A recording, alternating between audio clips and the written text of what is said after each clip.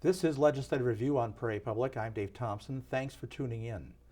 Our first guest is the House Majority Leader, Al Carlson, Republican from Fargo. It's almost kind of a tradition since you've been the leader that you've been our first guest. You know, that I appreciate that fact. We'll start out on a high note here. There you go. And you get a chance then to kind of, as the session is going to be unfolding, you know, it's a little over a week old, but the session is unfolding and a lot of big issues are coming your way. Every day there's more. There's the bill deadline for the House is until next Monday. And at that point in time, every legislator has to have the last of their bills introduced. And I would say that we're about on track with normal bill introductions. We'll probably be somewhere just under 500 before we're all done.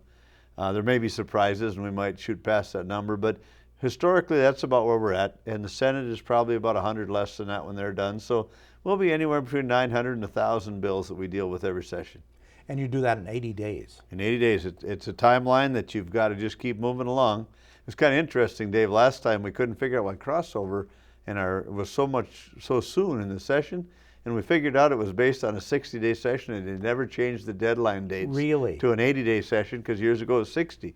So we quickly fixed that, and now at least it's an evenly divided session, gives us a chance to get our work done.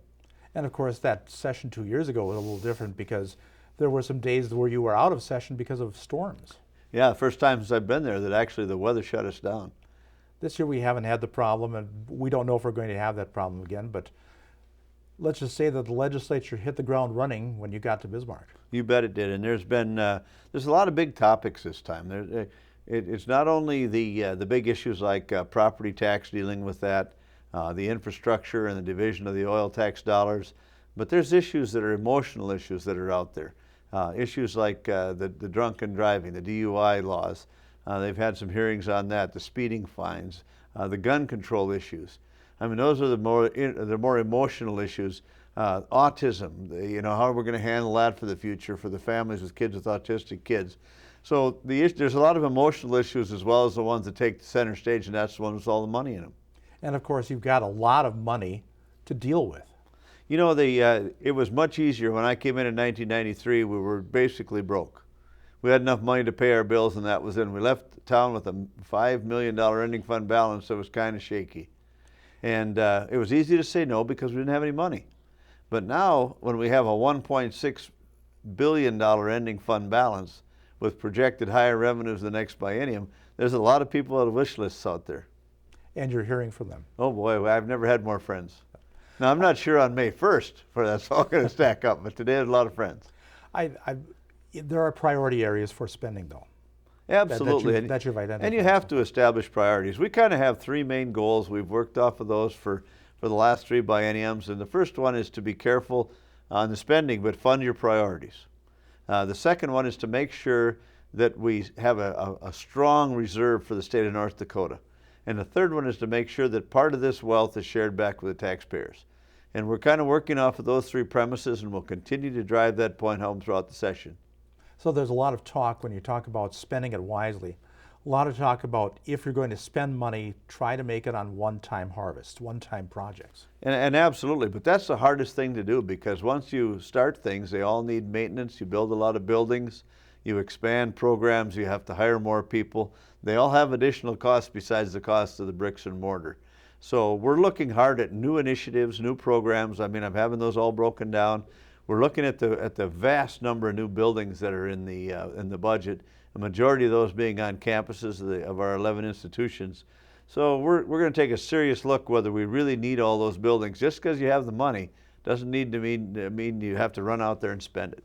There seems to be a demand for bricks and mortar all the time, though. Oh, always. And sometimes you should take a deep breath and just make sure that you take good care of what you've got before you build a bunch of new ones. And in higher education, we need to really look at the model of the future. Is that model of the future classrooms and dormitories and food services? Or is that model going to be dealing more with online students and that kind of technical student that does not have to step foot on the campus for an education? It is changing, and you're seeing that changing. And I suppose that's the hard thing in a biennial legislature, to keep up with the changes. You know, and we do the best. There's bills in to have annual sessions. I'm not in favor of annual sessions. The citizen legislature, we have a very hard time recruiting candidates because it's an amazing commitment to leave for 80 days if you're not retired, and if you have a job at all, it's hard to find an employer, if you're not self-employed, who's willing to let you go for those 80 days. And to make it an annual session would turn it into more of a profession, and I personally don't think that that's where North Dakota wants to go. So the Representative Kempenick's bill is not, you're not supporting that at this point? Well, I think I see flames burning over the top of it already. Let's talk about some of the issues. You did mention higher education, and there is a new funding formula being worked on based on performance, based less on the people in the seats and more on outcomes. What did you think of that, and how are you seeing that fold out? Well, first of all, I'd have to see that the performance and the outcome parts of the budget are really meaningful. And so far, I guess I'm still looking it over, trying to decide whether it's a good program or not. I know one thing, that if you have less credit hours, you get less money. And there are some, we've built in a hold harmless for those schools, and bringing some up and some down. And we have a hold harmless so everybody gets the same amount of money, which always bothers me, because what kind of a program is that? But then we found out that there's going to be schools like Dickinson and Minot who may be losing enrollment because of the flood in Minot, because of other situations in Dickinson. And therefore their credit hours are down, and the new funding formula gives them less money. So there's talk of putting more money into those because they're going to lose student hours. Well, there's a fly in the ointment there. We need to figure out how effective this new funding is going to be. Am I in favor of looking at a new formula? Absolutely, because I'm very tired of going home, and when I get home, the people at NDSU tell me you underfunded me again. And we just put record dollars into higher education as a legislature. So the formula needed work. And we'll do our best to vet that out and study it during the session to come up with what we think is a good match for a new funding formula. In the past, too, you've talked about governance of higher education, maybe changing it to a P16 and having a Department of Public Instruction that takes care of every kind of education. You had a proposal, I think, 2 years ago to do that. What are you looking at on the governance side? Well, you know, on the governance side, I'm a firm believer that it would be the ideal place for that would be a cabinet level position. Whether or not that goes forward, we'll just have to see. But governance for the next 20 years is what we need to look at, not for the last 20 or the last 30 or the last 50, all the way back to when Wild Bill Langer went into NDSU and threw out a bunch of professors, and they decided a petition was put forward on the Constitution to set up the Board of Higher Ed to keep the government from monkeying. Now I think we've gone too far the other way, where we've had too much of a hands-off approach, and we're now at a record where there's almost $1 billion of spending in this current higher ed budget. So there will be some kind of proposal, well, maybe? There could very well be. You know, we're still looking at it, but that could happen. Another thing that's going to be coming up, there's a lot of talk about human services, the human services budget. First off, you have what is called the FMAP, which is the federal share of Medicaid. Because North Dakota is doing so well, our federal share of Medicaid is going down, and you have to find I think it's $92 or $93 million just to meet that. Plus, there's another $30 million in the deficiency appropriation for this biennium, so it's really $120 million that we've had to pick up on Medicare and Medicaid costs. I mean, and that's good. That's okay, because our people are doing well and we're making the income. That won't happen to us anymore, because now we're at that magic split of 50-50. We pay half, the feds pay half. And before that, we always were compensated more for lower income. But the good news is that our people are making more money. We've lowered income tax, by the way, Dave, the last 3 bienniums, a little bit at first and a little more and a little more. And we're collecting way more income tax than we've ever collected before, because our people are doing so well. So I think you can see another round of tax cuts coming in this legislative session. Where are they coming? Do you think more on income? Will there be any talk about sales tax? There's already some talk about some sales tax reductions. Of course, property tax, which is not directly a legislative, you don't manage property tax necessarily, but there are all sorts of tax proposals out there, and they're all to lower taxes. You know what, and that's a good thing. There isn't another state in the nation that has the problem we have. Excess revenue now, but you have to remember, and what I keep reminding my caucus is, this money didn't fall out of the sky. We extracted it from somebody's pockets. And what we need, it's our obligation not to spend it all, but to build that strong reserve and to make sure we turn some of it back. I do not see a major change in sales tax.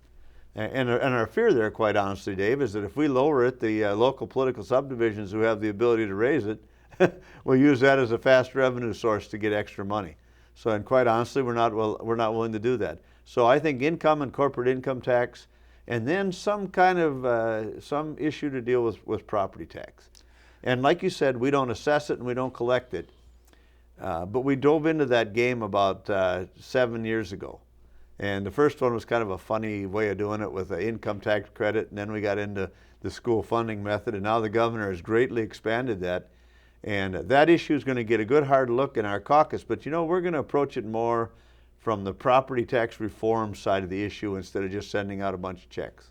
Well, let's talk about that. What do you mean by property tax reform? Well, it's things that some people aren't going to like, but on the other hand, when you bring people in and they say, look at your tax statements, and in Cass County, for example, we list on there how much the state has contributed, and a little old lady called me up and said, gosh, it says on the bottom here, I got $330 that the state paid of my tax, but my tax only went down $12 from last time. Well, there's something wrong with the system. And it isn't that it's bad, but there's requirements for annual assessments. And as you know, property values across the state have been increasing. There's going to be a lot of talk about looking at caps and taking budgets to votes of the people. And there's going to be things that a lot of us Republicans have not supported before that are not going to do it again, because just to send out a whole bunch more money and to see no real true property tax relief is not going to happen. So is it going to be fundamental change from the assessment on up? I think it'll start at the ground level and move all the way to the top. We have the money, but we don't assess or collect property tax, and therein lies the problem. However, we dove into this game, and now we have the responsibility as a state, by some of our regulations, force things up. So we need to take a look at those regulations, and will that create some real consternation with the political subdivisions? I'm sure it will, but that discussion will be had this session. You're hoping it's going to be an in-depth discussion, get everybody to the table and get You it bet. solved. And we expect that when these bills are introduced, that we'll have the room full. And all the players in the game should come and state their case and see if we can craft a really good policy for the future. Here's one small part of that. In a way, the state is in the property tax business for $1 million, and that's to support the UND Medical School. And there are people who want that gone. There's a I've bill seen to the remove bills that. to that. But there's also another thing on reform that I think we need to do from for the taxpayers, is that we need to get in an understandable form. We need to get rid of mills, and we need to talk dollars and percentages so people understand what's happened to these budgets in real terms that they understand. Because a mill raises a lot more money in Fargo than it does in Carrington. And they don't understand what 60 mills mean, or 170 mills means, or 2 mills mean. In Fargo, that raises a lot of money. So we need to get common sense on some of these so people understand it, and we need to engage that taxpayer so he's part of the process instead of sitting back complaining about him. We want him actively engaged. There was one proposal that came out of an interim committee. Yeah, if I remember correctly, it was voted on just recently about the first $75,000 of your house would not be taxed. Yep. If you are under 65, if you're over 65, it's the first $125,000 taxed. That was defeated on the floor, House It of was the defeated floor on the today. floor. And the reason that was defeated is that there's a lot of flaws in that bill. Not that shouldn't be part of the discussion, the homestead tax credit. The governor's expanded that significantly in his budget. But it left out all ag land, it left out all commercial land. And if you want to talk areas that you want to stir up some people, talk about what the price of ag land has done in recent years and how their taxes have increased. Now, I own commercial buildings, and I can tell you my taxes have not decreased because of the increase to the assessments and the increase to what they say is a valuation. So those type of things will be, everything's on the table, Dave, and we're going to look at them all. Now you go to income tax. About what kind of things are going to be discussed in the income tax? Well, I think that you'll see, if I had my way, I'd have a phase out. But I'd have a 3 or 4 year phase out of personal income tax. Ours isn't very high, and people say it's not a big number, but we're collecting $900 million in a biennium. That means $900 we could put back in the hands of our citizens who would hire people, who would buy things, who would build bigger houses, and anytime we can leave that money in their pockets, it can happen. I would say that right now the governor has a $100 million reduction. I think that's around 20% reduction. There's some bills out there at 35% reduction. So I'm thinking it'll end up somewhere in there, but I can't tell you how I believe that it's important to create the business climate that drives this economy, and that we need to also address corporate income tax. And corporate income tax, I think the governor proposed another $25 million. Another 25 million. And right now we're just over 5%. And if you talk to economic developers around the country, that magic number is always about 5 or less for attracting business. We think we can get down in that 4% range and have still collect some corporate income tax from those people for the services they get, but on the other hand, be extremely competitive for businesses wanting to locate here. Don't want to beg the question, but by doing that, are you trying to hedge against the time when the oil runs dry? No, and those guys pay that corporate tax as well. We get them a couple places. We get them when they extract it, and we have a severance tax on it, and we also get it when they make any profits in our state. And all these royalty owners are out there paying our taxes. So I don't think so. I think that overall your picture has to look at North Dakota's been fortunate to diversify its economy. In my years it's been there, it used to be ag and coal, and then coal was kind of up and down. Now we got oil and coal and natural gas and big ag, and we have manufacturing and we have technology. We have a very diverse economy for a little state with 700,000 people, and it's booming out there. And it's nice to hear the figure 700,000 too. Absolutely. I would have never thought. I still don't say these demographers that say it'll be 1 million. I think they're dreaming, but I still say that we'll continue to grow, but there's a point in time when the major oil development goes away and there's less people that are needed to run those oil wells out in the field. I don't think we're going to be this 1 million person state, but if we are, great, but I just don't see it coming for a long time. One thing that might turn into an issue, at least that's from my perception, is a proposal Governor Dalrymple made to expand Medicaid, I believe. Or Medicare, right? Medicare. It's the Medicare expansion as part of PPACA, which is the Obamacare, whatever you want to call it. Affordable Care Act, yeah. What I did today is I'm introducing a bill that's in the Human Services budget. I've introduced a bill that'll go to Industry, Business, and Labor, who has handled all the Obamacare legislation in the last session. And we're going to do a real thorough vetting of that issue, whether it's something we should or shouldn't do as a state. South Dakota has rejected it, the expansion.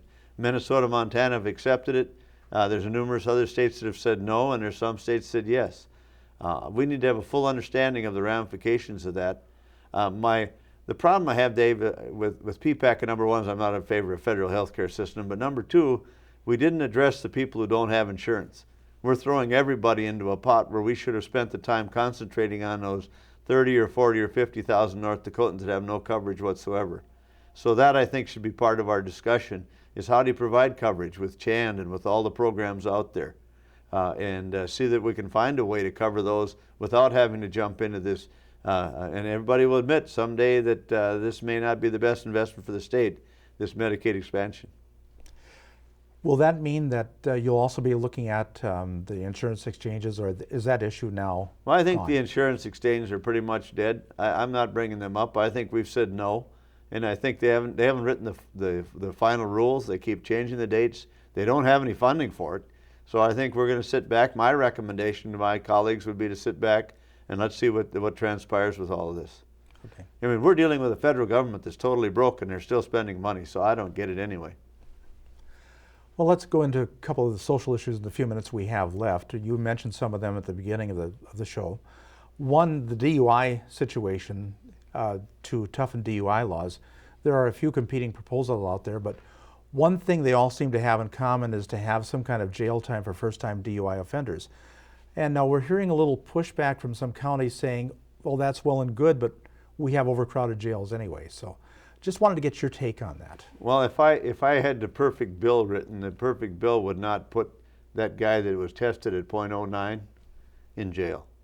I have no trouble with fining and with suspending and dealing with some driving privileges and those things. But that first-time offender that is totally out of it and is 2 point something, whatever that number is, I could go along with a little stay to wake them up. But our jails, if you go to a typical county, they might have had, a bigger county might have had 1,200 DUIs in a year.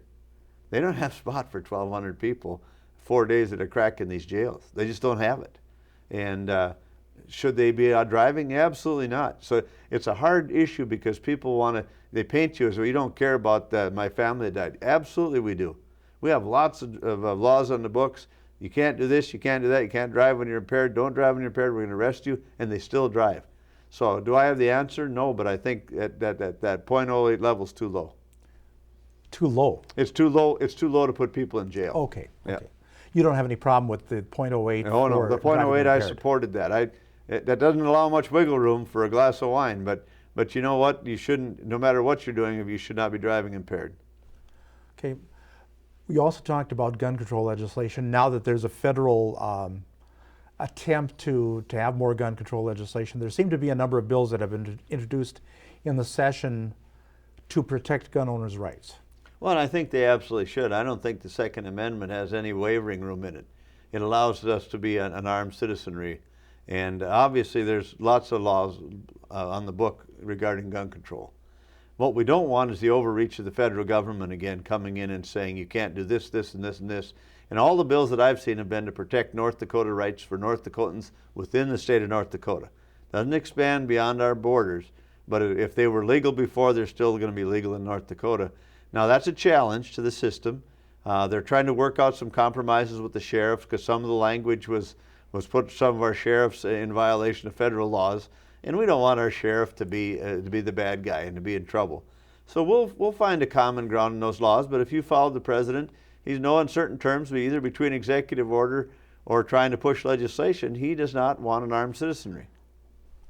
So you're hoping that North Dakota with a hunting culture, North Dakota with a pretty good ownership of guns, a good percentage, you want them to keep their guns. Absolutely, and I don't want to sound like I'm waving the flag for the NRA. I'm a member, but I believe in the right of the Second Amendment. But my son, on a daily basis, he loves guns, and on a daily basis he sends me laws from Oklahoma and Texas and Kansas and all these states that are trying to protect their rights for gun ownership, Utah, those type of states. And he's right. You know, we need to protect our states' rights. On the other hand, we could take the guns away from everybody tomorrow, have a giant buyback, and the only guys that still be left with them are the bad guys. Because they're not registering, they're not going through the waiting periods, and that has never changed, Dave. And until we can change social behavior on drinking, on violence, on families, we're still going to have some crazy person that's going to do something wrong someday with an illegal weapon. In the few minutes we have left, again, I'd like to just get back to the infrastructure piece, because there's going to be quite a bill and quite an amount of spending on infrastructure, roads, bridges, and perhaps even schools. And you know, that's money well spent. The impact and all the dollars we've raised have come from all the increased traffic. I don't care if it's farm to market roads or in the oil patch. So we have to return, and we have to keep investing in that. And there is a day when we're going to catch up. So I like 2-year plans. Some of these counties might not like it, but if things were to change tomorrow, one EPA regulation shuts down fracking, things could change overnight. So we need to make sure that we get the money where it's needed and to get it there as fast and efficiently as possible. We're fast forwarding some DOT projects, funding them into this biennium with next biennium's money, so they have the commitment that know they have the money, plus they can start their bidding and effectively get their engineering and work done. So we're doing everything we can. There's going to be counties that think it should be more. There's going to be cities and schools that want us to build buildings and pay for their water treatment plants and infrastructure.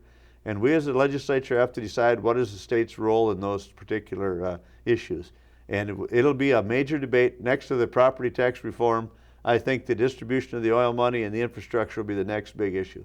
Well, you did talk about planning. You like 2-year plans. Has it been hard to bring these people into to thinking planning? Well, you know, we're trying, and we've been assisting, and we have people at Department of Commerce, so we've been assisting, sending people out that have experts. The trouble they've had is a lot of them haven't had even building departments in these smaller areas with the rapid growth. So we are there to assist and to help. That's the state's role. We're not the solve all. We're not a permanent funding source forever for everything that grows in their community. But when it has impact, we should be able to have a procedure to set that money out to help them out. Now there's housing needs in the oil patch as well, and the governor wanted to go to $50 million in terms of this housing incentive fund. How do you come down on that? You know, the housing incentive fund has worked. I'm a guy who likes to see you pay back what we give you. So as long as we have programs, if we can make low interest loans available through the Bank of North Dakota, if we can assist in the elderly housing, or if we can assist in the low income housing, loans and low interest loans, but I think they should be paid back. I don't think there should be grant programs where the government is in the business of housing. As a contractor, I can tell you I don't appreciate them as a competitor. So we need to craft programs where the private sector still strives or survives, and we use the facilities we have, whether it be money or whether it be low interest loans in the Bank of North Dakota, to make it successful. And I think we're gaining ground. It's not perfect yet, but today you can probably even find a motel room in Williston, whereas a year ago you couldn't. So are we gaining? We're gaining ground. And you're improving the roads, too. Absolutely, and the roads are a never-ending battle. We're trying to redo roads that were never designed for the loads they have, so they basically have to go back and tear the whole works out and start over. We thought at first some of the roads could just be rebuilt. Too big of loads, too heavy, not good enough right away for passing vehicles. There's a major road work yet, but there's well over $1 billion of new money, not counting what we've already put in, not counting federal funds that are going to go out to the highways. Very good. And with that, we've come to the end of the program. Very good. Well, thanks for having me in. Thank you very much. You bet. Our guest has been the Republican House Majority Leader Al Carlson from Fargo. For Prairie Public and for Legislative Review, I'm Dave Thompson.